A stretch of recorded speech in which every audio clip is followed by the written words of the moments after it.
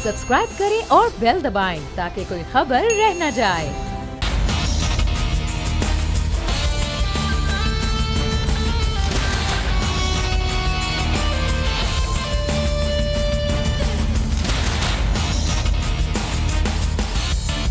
अस्सलामुअलैकुम। Programme the special report with Mudassar Iqbal के साथ हाजिर खिदमत हैं और हम इस वक्त बात करेंगे, हमारे साथ मौजूद हैं कराची स्टूडियो में गौस बख्श वारज़ई साहब, साबिक़ निगरान वज़ीर आला बलूचिस्तान रहे। बहुत शुक्रिया वारज़ई साहब, आपके वक्त का सीनियर एंकर पर्सन और जर्नलिस्ट हमारे साथ मौजूद हैं पीजे मीर साहब। पीजे मीर साहब बहुत शुक्रिया सर आपके वक्त का भी।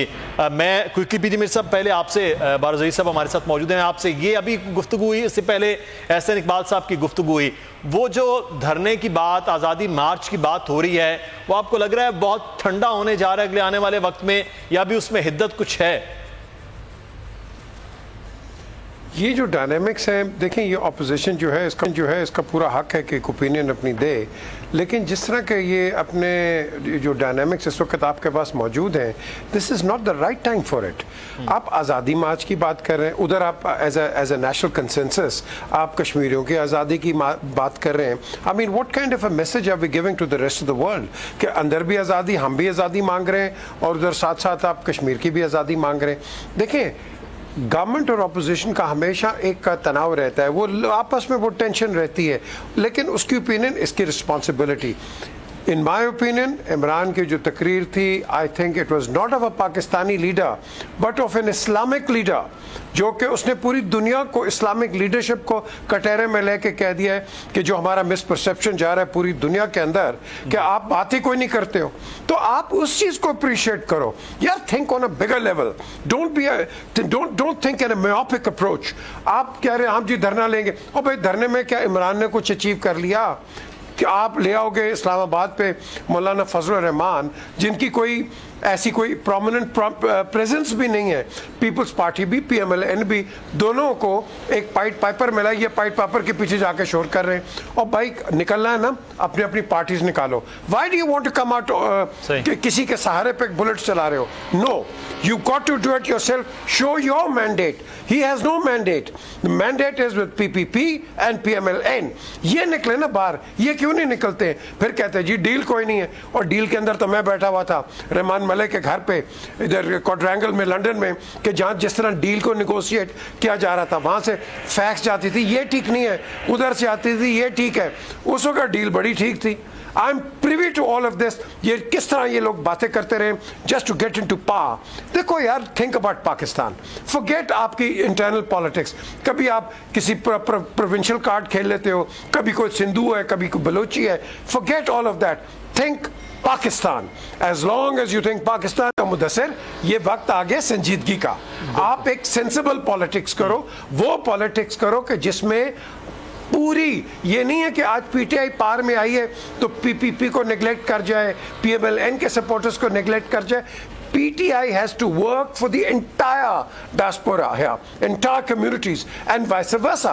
लेकिन हम ये नहीं करते, हम अपनी अपनी हुकूमतें बना लेते हैं, अपने अपने झंडे खड़े कर देते हैं और पाकिस्तान के झंडे को पीछे ले जाते हैं। एक तरफ तो मामला कश्मीर का है, जानिब हम ये देख रहे हैं कि जमातों के अपने जो लीडर्स हैं वो जेलों में हैं, उनकी आज़ादी के लिए भी शायद उनको बहुत ज़्यादा ज़रूरी है कि शायद आज़ादी मार्च उनके लिए है या किसी और के लिए है। हम इस पर बात करेंगे।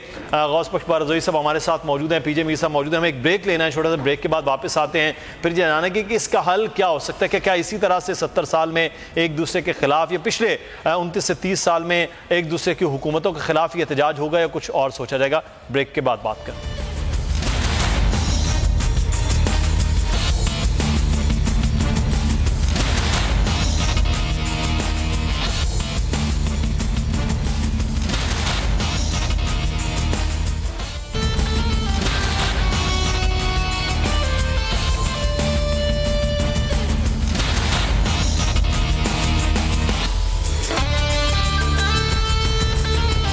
ब्रेक के बाद आपको खुश आमदीद कहते हैं। गौस बख्श वारज़ई साहब, इस वक्त मुल्क एक तरफ कश्मीर के मामलात को लेकर मामलात चल रहे हैं, दूसरी जानिब इस वक्त सियासी हलचल है जो अगले आने वाले दिनों में बढ़ रही है। आपको लग रहा है मौलाना फजल रहमान साहब, पाकिस्तान मुस्लिमीन नून अब मिलकर किसी एहतजाज की सूरत में आए, क्योंकि पीपल्स पार्टी तो अब नहीं आ रही इस मामले में?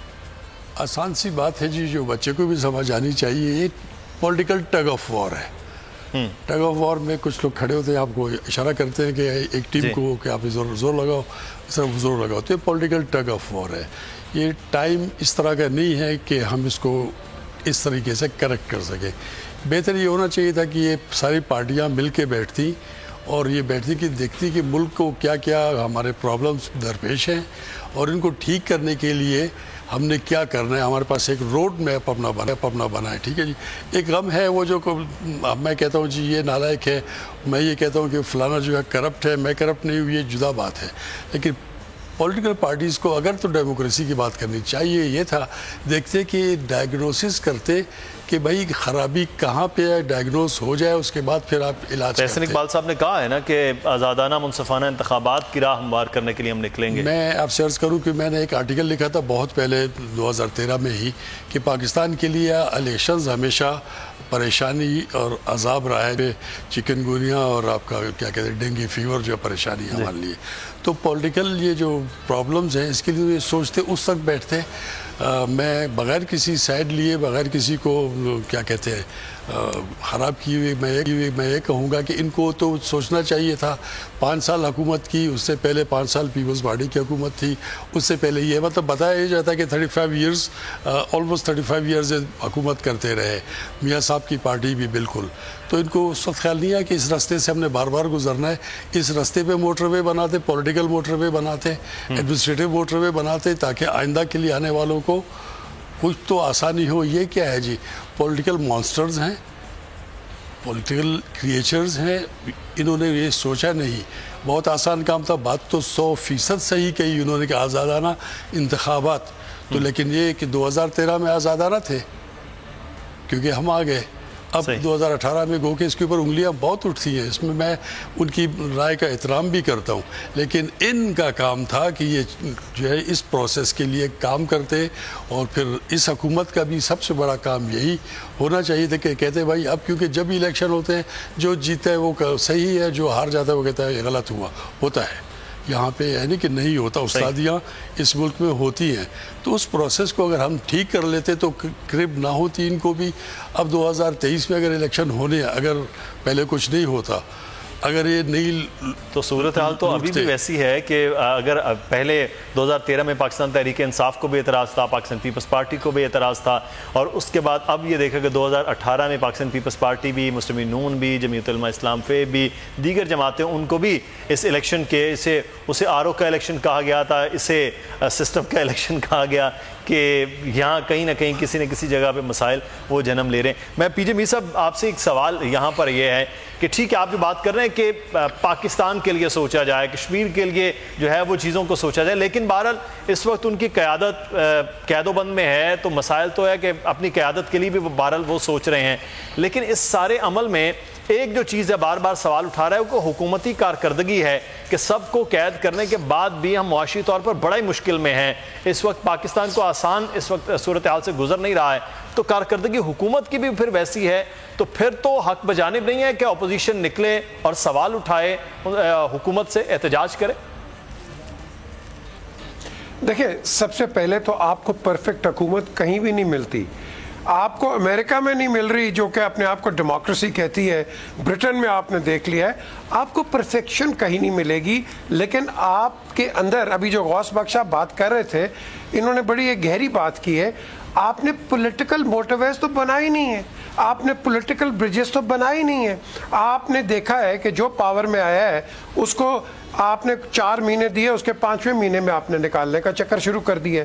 آپ نے پولیٹیکل سٹیبلٹی تو دی نہیں ہے کہیں بھی اکراس دا بورڈ. آپ نے کسی کو نہیں چلنے دیا. ملٹری آتی ہے اس کو پھول دیتے ہیں، پھر اس کے بعد ملٹری کو نکالنے کے چکر میں ہوتے ہیں. ARD MRD COD فلانا فلانا آپ تیار کر لیتے ہیں. Everybody in Pakistan is concerned power میں کیسے آؤں، بس مجھے پاور دے دیں. جس طرح وہ محمد ہے، سلطان محمد، جب اس کی حکومت آٹومینس پہ آیا اس نے کہا انگریزوں کو، اور نہیں یار تم یہ باقی لے جاؤ، میری حکومت تم چھوڑ دو. ہم اسی پیٹرن پہ آج چل رہے ہیں کہ جو آتا ہے اپنی حکومت. یار آج جو آپ کے پاس ایک حکومت آئی ہے، instead of being over critical آپ بیٹھو، آپ بات کرو. اسمبلیز میں آپ دونوں کا رویہ دیکھ لو. کبھی یہ ٹریجری بینچ بات کرتی ہے، آپ شور کرتے ہو، آپ بات کرتے ہیں، ٹریجری بینچ شور کر دیتی ہے. آپ میں تحمل تو ہے ہی نہیں ہے کہیں. آپ کا جو نیشنل امیج ہے, جو نیشنل آپ کہہ لو جو مرر ہے, یہ کریکٹ ہے. We need to repair the crack, اور اس کریک کو ایک ہی طریقے سے ہوگا, روڈوں پہ آ کے نہیں ہوگا. آپ نے اسمبلی کے اندر ہی ڈیبیٹ کرنی ہے, debate and let be debated upon, argue and let be countered argue upon. جو اسی طریقے سے آپ آگے چلو. نیشنل اسمبلی کا وہاں پر بات ہونی چاہیے, شاید ایک سال میں وہاں پر اس طرح سے بات نہیں ہو پائی ہے, بلکہ صورت میں وہاں پر اس طرح سے چیزیں نہیں آ پائی ہیں. اگر معاملہ رہا ہے تو کسی کے پروڈکشن آرڈر اس سے آگے نہیں ہو پایا.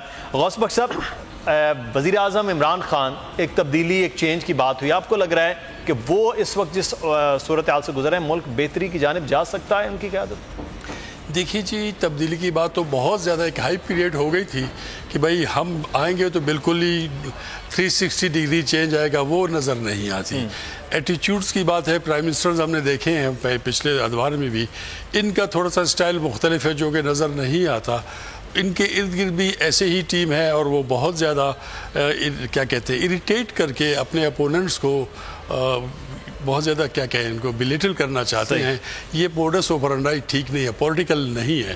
عمران میں شروع سے, آج سے نہیں ہمیشہ سے کہتا تھا کہ ایک ڈفرنس ہے جو کہ نظر آتا ہے, لیکن یہ کہ اپنا کسی بھی ڈیلیورنس کے لیے ابھی تک وہ ایک یکسو ہو کے نہیں نکل پائے. کشمیر کا ایشو آ گیا, بہرحال کشمیر کا ایشو 1947 سے ہے, آج کا تو نہیں ہے. ٹائم میں یہ جتنی گورنمنٹس آئی ہیں ان کو چاہیے تھا کہ اس کو ایڈریس کرتے رہتے, بہرحال وہ نہیں ہوا. تبدیلی کا وہ کوانٹم نہیں ہے, جو چاہتے تھے وہ نہیں ہوا. انہوں نے کینوس پھیلا دیا. انہوں نے بات کی تھی شروع میں کہ جناب احتساب کرپشن کے خلاف, بہت اچھی بات ہے کہ کوئی بھی کمپیوٹر بھی کرپٹ ہو تو آپ اس پہ کام نہیں کر سکتے جب تک اس کو آپ ٹھیک نہ کروائیں. تو اب یہ ہے کہ کرپشن یہاں پہ ہے. کوئی اگر کہتا ہے کرپشن نہیں ہے تو یقیناً وہ بیوقوف ہے. آپ سمجھتے ہیں کہ جن لوگوں کو پکڑ لیا گیا اس کے بعد کرپشن کا وہ جو سارا سسٹم ہے اس کو ٹھیک کیا جا سکتا ہے, یا ہو رہا ہے جو پورے سسٹم کے اندر کرپٹ لوگ ہیں؟ ایک پروسیس تو ہے, اس کے اندر آ گئے, کیونکہ ٹائم اینڈ اگین یہ دونوں اپوننٹس اپنے آپ کو کرپٹ کہتے رہے ہیں. صحیح. عمران خان تیسرا فیکٹر تھا جو وہ کہتے تھے کہ یہ بہت کرپٹ ہے, میں چھوڑوں گا نہیں. اب ان کو چھوڑنے کی طاقت ہے یا نہیں ہے یہ اور بات ہے, لیکن یہ کہ کرپشن کے لیے ایک دوسرے کے بارے میں گواہ سب ہیں. جی, پیپلز پارٹی گواہ ہے نون لیگ کی, نون لیگ گواہ ہے پیپلز پارٹی. ماضی میں جو ایک دوسرے کو کرپٹ کہتے رہے, عمران خان صاحب کے دور حکومت میں دونوں جو ہیں وہ اس معاملے میں گرفتار ہیں. اچھا, ہمارے پاس وقت بھی ختم ہوا ہے. بہت شکریہ غوث بخش صاحب ہمارے ساتھ موجود تھے. پی جے میر صاحب آپ کا بہت شکریہ. اور کراچی کا ایک اور بڑا اہم معاملہ, سندھ کا ایک اور بڑا اہم معاملہ ہے, اور وہ ہے اب پولیتھین بیگز کے استعمال پر پابندی کے حوالے سے. کل سے اب اس پر باقاعدہ طور پر پابندی ہوگی. ہم بات کریں گے. اس وقت ہمارے ساتھ موجود ہیں سینئر صحافی, تجزیہ کار اور ایڈیٹر پولیٹکس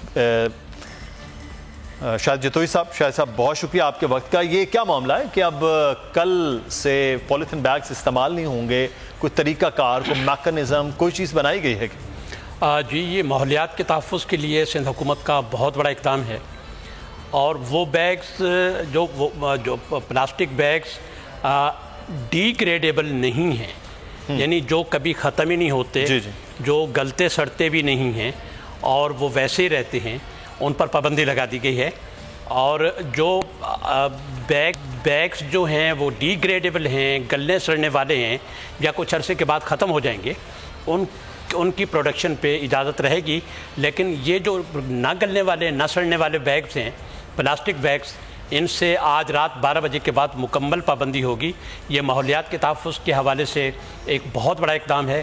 تو لیکن اس میں شاید سوال یہ ہے کہ جو ایسے شاپنگ بیگز جو قابل استعمال بھی رہتے ہیں اور گلتے سڑتے بھی نہیں, ان کی تعداد تو بہت زیادہ ہے کہ بہت کم جگہوں پر ایسے بیگز استعمال ہوتے ہیں جو گل سڑ جاتے ہیں یا تحلیل ہو جاتے ہیں. تو ان کو کس طرح سے پھر یہ کاروبار بند کر دیے جائیں گے؟ کیونکہ 60,000 کی پروڈکشن جو ہے وہ بند کر دی جائے گی. آج رات 12 بجے سے جو لوگ یہ بیگز تیار کر رہے تھے ان کے ساتھ حکومت سندھ نے کافی عرصے تک ڈائیلاگ کیا ہے. ان کے کچھ مطالبات تھے وہ مانے گئے ہیں اور وہ فیکٹریز بند ہو گئی ہیں. وہاں سے لوگ جو ہیں وہ بے روزگار ہوئے ہیں. اس حوالے سے حکومت سندھ نے انہیں ایک پیکج بھی دیا تھا اور جو ملازمین نکالے گئے ہیں ان کو کمپنسیشن بھی دیا گیا تھا. ایک پورا معاہدہ ہوا ہے بیگس تیار کرنے والے اداروں کے ساتھ, فیکٹریز کے ساتھ پورا معاہدہ ہوا ہے. 150 ارب روپے کی انڈسٹری ہے, بالواسطہ اور بلا واسطہ طور پر یہ لوگ جڑے ہوئے. تو آپ نے یہ سمجھتے ہیں کہ اس میں ایک تو ٹیکس کلیکشن ہے وہ بھی بہرحال رکے گی, امپورٹ کے معاملات ہیں وہ بھی رک جائیں گے, اور یہ پوری انڈسٹری جو ہے بہت بری طرح سے متاثر نہیں ہوگی؟ اس میں کوئی شک نہیں ہے کہ یہ انڈسٹری متاثر ہوگی, لیکن مدثر بھائی یہ پورے دنیا میں ان پہ پابندی لگی ہوئی ہے. باقی صوبے میں بھی پابندی لگا دی گئی ہے, پنجاب نے اس میں پہل کی, خیبر پختونخوا میں بھی یہ پابندی ہے. تو اسلام آباد میں بہت سختی ہے آج کل کہ یہ بہت ضروری تھا. اس کی وجہ سے ماحولیات کو بہت بڑے خطرات ہیں, اور یہ صرف پاکستان نہیں بلکہ عالمی ماحولیاتی ادارے جو ہیں وہ مسلسل خبردار کر رہے تھے کہ پاکستان میں بہت زیادہ یہ بیگز استعمال ہو رہے ہیں, پلاسٹک بیگز استعمال ہو رہے ہیں, ان پر فوری پابندی عائد کی جائے.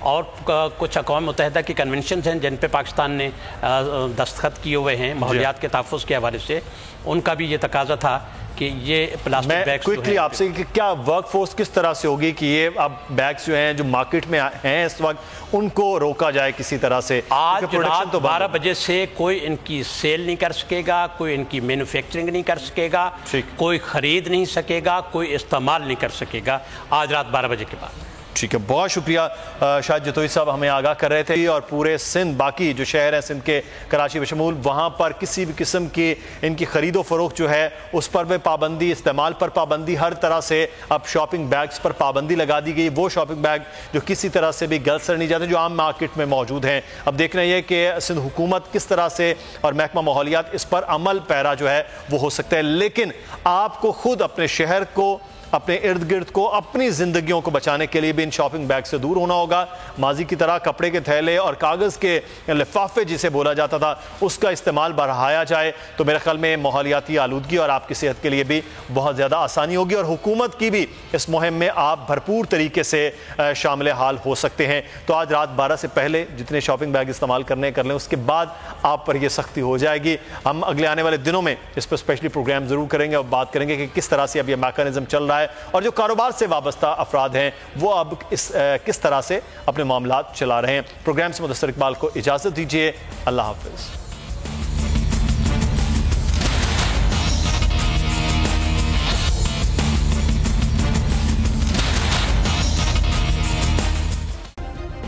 سبسکرائب کریں اور بیل دبائیں تاکہ کوئی خبر رہ نہ جائے.